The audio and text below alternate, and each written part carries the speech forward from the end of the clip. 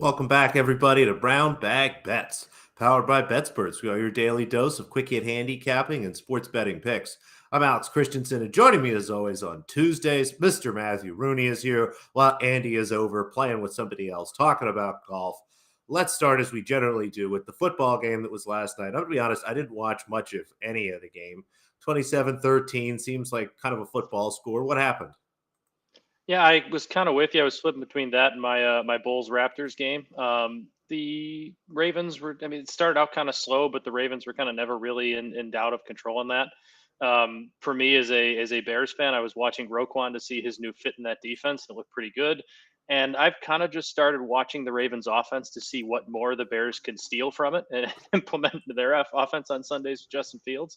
And yeah, that's kind of what I took from it. The Ravens offense seems to have found something in that second half against the Bucks, and it's just using Lamar even more in more unique ways. But yeah, the Saints aren't very good. Andy Dalton's really bad. It's tough being bad. It's I really mean, not a yeah, lot of fun. I'm. You're talking to a Bears fan. I know all about being bad. It's really tough, but the Ravens are not bad. The Ravens are quite good.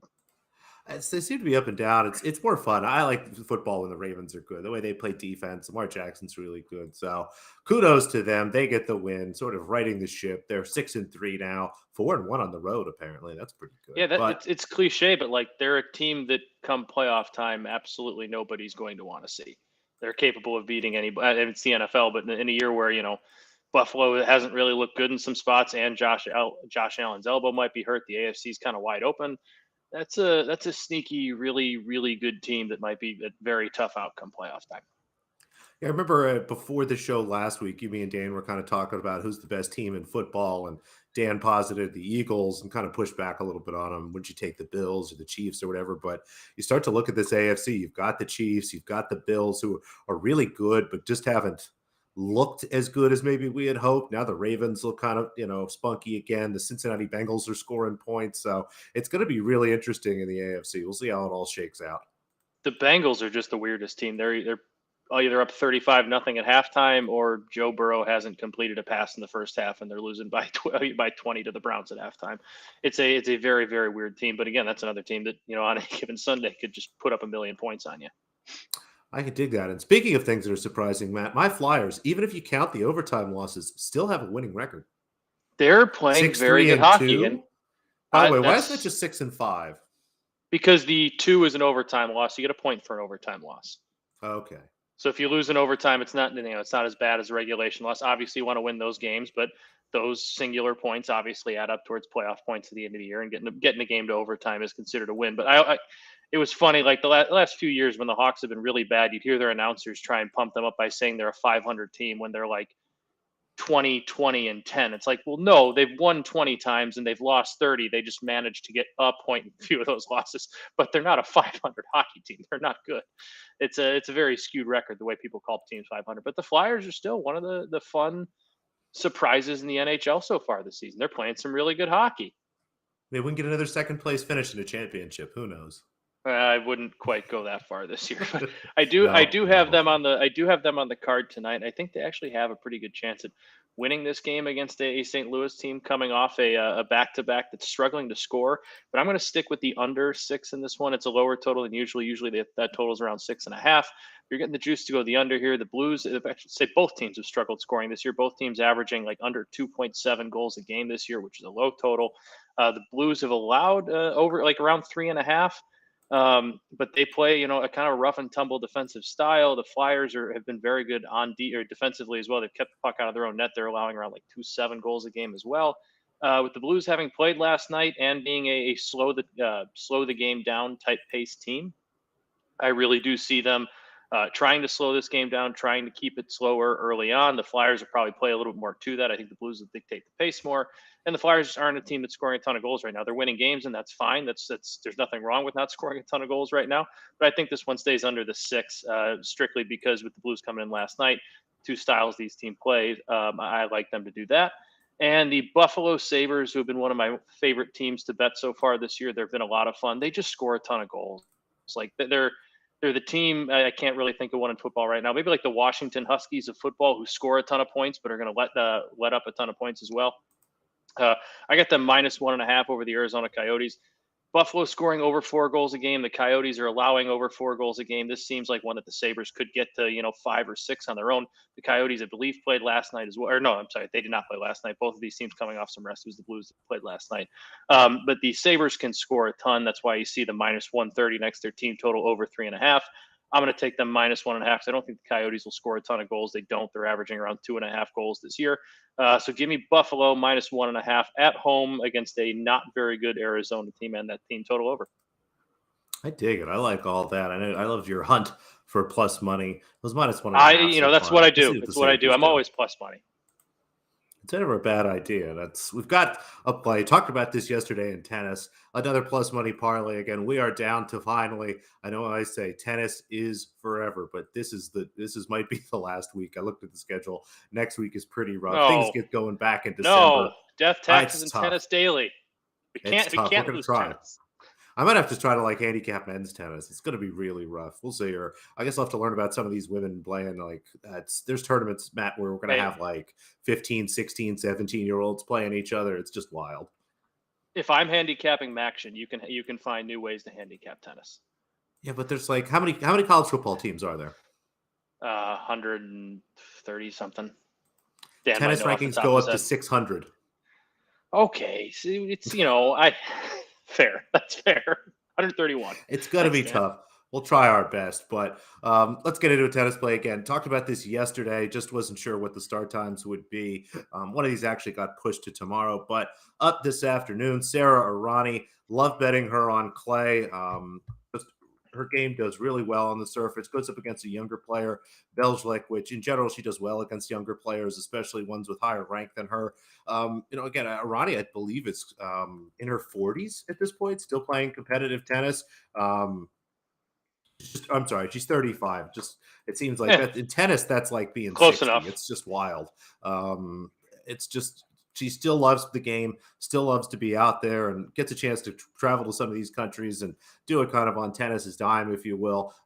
Plays well in some of these smaller events as she tries to pick up enough ranking points, basically, so that she can play in events throughout the year. But really like her here. The line has moved a little against me, honestly. I played this yesterday at around 155. I'm looking at 135 right now, so should be able to get a better number on the parlay. And then tomorrow, again, similar handicap. Irina Maria Barra, better player overall than Timea Babos.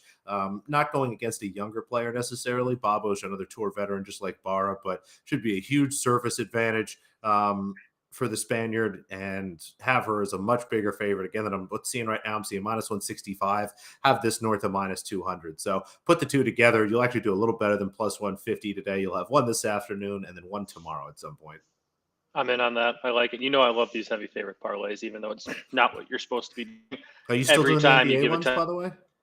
Here and there, and honestly, they're still going pretty well for me. I'm hitting at about 50% so far with those, and on 14 parlays, that's pretty solid. I'll take it every time. So they're going pretty well for me. I mean, I fully expect it to crash and burn at some point soon, but until it does, I'm going to try and ride the wave.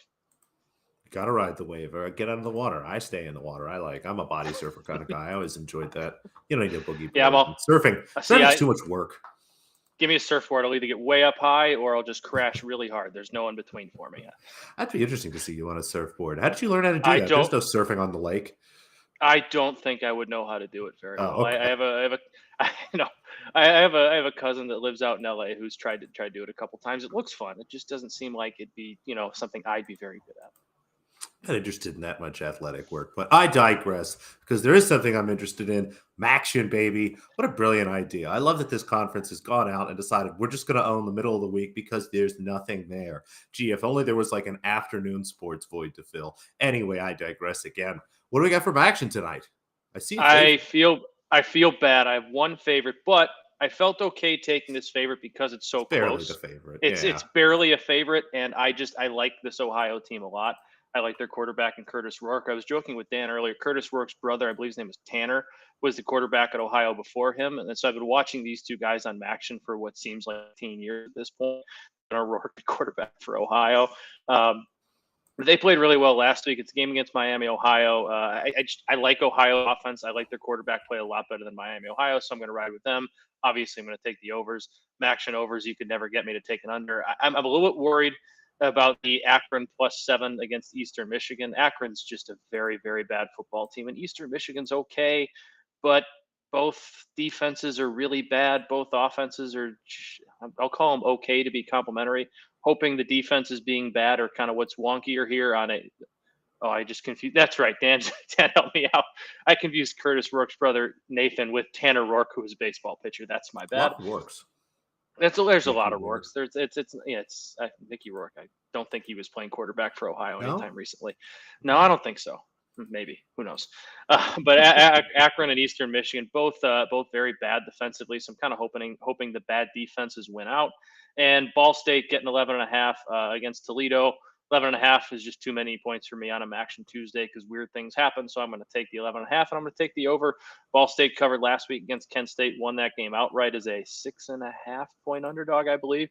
So they have some experience going on the road and getting a road win on MACtion. And yeah, those are my 6 picks, I should say, in the 3 games.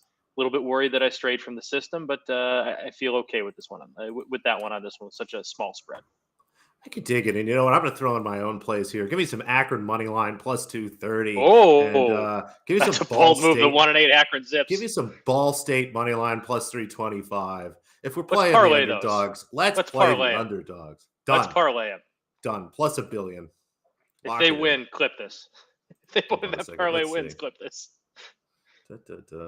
Plus 325. What did it is the extra tough? 13-1, Maddie. Who says no? Oh, no brainer. No Nah, man. brainer. Done. I'm in. Lock that in. Super Lock it up. duper 100 unit mega max bet super bomb that should win, and we'll probably grade it as a win for true accuracy.